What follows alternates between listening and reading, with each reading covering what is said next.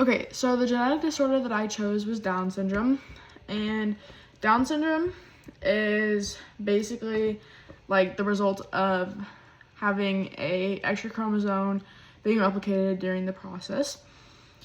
Down syndrome can affect anyone of any ethnicity or any economic level. It doesn't matter. The risk of the disease can become more prominent as the mother grows older, though, and it does occur equally between both females and males. As far as statistics, it happens around every 1 in 700 births, and around 6,000 babies are born with Down syndrome in the U.S. annually. After the age of 40 in women, the risk factor for it can increase by 1%. And although since women generally give birth younger than 35, up to 80% of babies will be born with the condition from a mother that is under the age of 35. The life expectancy is usually between 60 and 70, and sometimes it can exceed that as well. As far as like mutations and what's going on with the chromosomes, there are 3 different types of chromosomal changes: trisomy 21, mosaic, and translocation. Trisomy 21 is with 95% of cases of Down syndrome. Mosaic Down syndrome is 1 to 2% of cases, and translocation is 3 to 4% of cases. So trisomy 21 is when there's 3 full copies of chromosome 21 in every single cell. It occurs due to an error of meiosis, when the chromosome 21 doesn't separate properly, leaving a total of 47 chromosomes instead of 46 like we should have.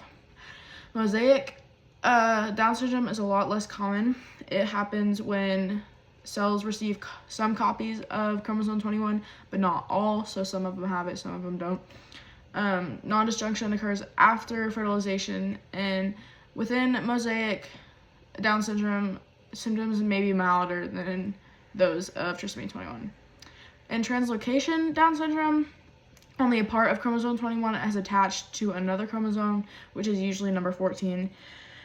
This can happen randomly, or it can be inherited from a parent who is a balanced translocation carrier, and it can run in families.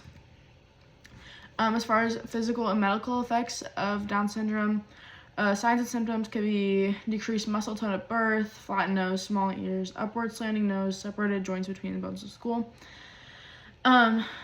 Within that, there is a gene overexpression, which is a result of these signs and symptoms, or like defects, I guess. Gene overexpression is when extra genetic material leads to the overexpression of genes, specifically in a gene like DYR1A. This one affects the brain development and cognitive function, and so on. There are many other genes that have an effect. As far as testing for Down syndrome, there are screening tests and diagnostic testings. Screening tests are usually before the birth of the child. They're non-invasive, and they're used to assess the probability of a child having Down syndrome, so it's not a definitive answer. These screenings are usually first trimester, prenatal screening, second trimester, usually just like to see how the baby's moving along during pregnancy. Diagnostic tests, on the other hand, are invasive, and they do provide a definitive answer of whether the child has this condition or not. Types of these are chorionic villus sampling, amniocentesis, percutaneous umbilical blood sampling, and postnatal diagnosis, which is the diagnosis of Down syndrome. Each one of them have a different invasive process, but I won't get into that. The prognosis of Down syndrome, so kind of like the expectancy of what will be down the road. Like I said, life expectancy 60 plus years. With development and cognitive function, though, there is mild to moderate intellectual disability throughout lifespan. Although early intervention therapies like speech therapy, occupational care therapy can help to intervene with this and develop the child a little bit at a faster pace. There are also health complications that come along with this prognosis. Congenital heart defects, hearing loss, thyroid disorders, sleep apnea, leukemia risk, and early onset Alzheimer's disease. And there's also possibilities of Down syndrome. There's actually no cure for Down syndrome at all, but like I said, early intervention treatments can help reach a higher potential.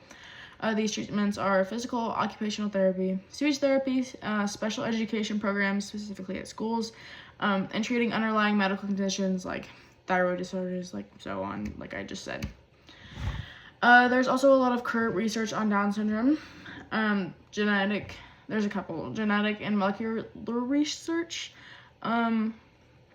There was a study from Linda Cernek Institute's Human Trisome Project that found immune subtypes within people that have Down syndrome. These studies can help with personalized medical approaches for managing the condition to make it a little bit easier. And then there's also more educational and developmental research that help amplify the learning abilities and outcomes of an individual with Down syndrome. And that is all. I also made a presentation over this. I don't know if we were supposed to or not, but it helped me to organize my thoughts. So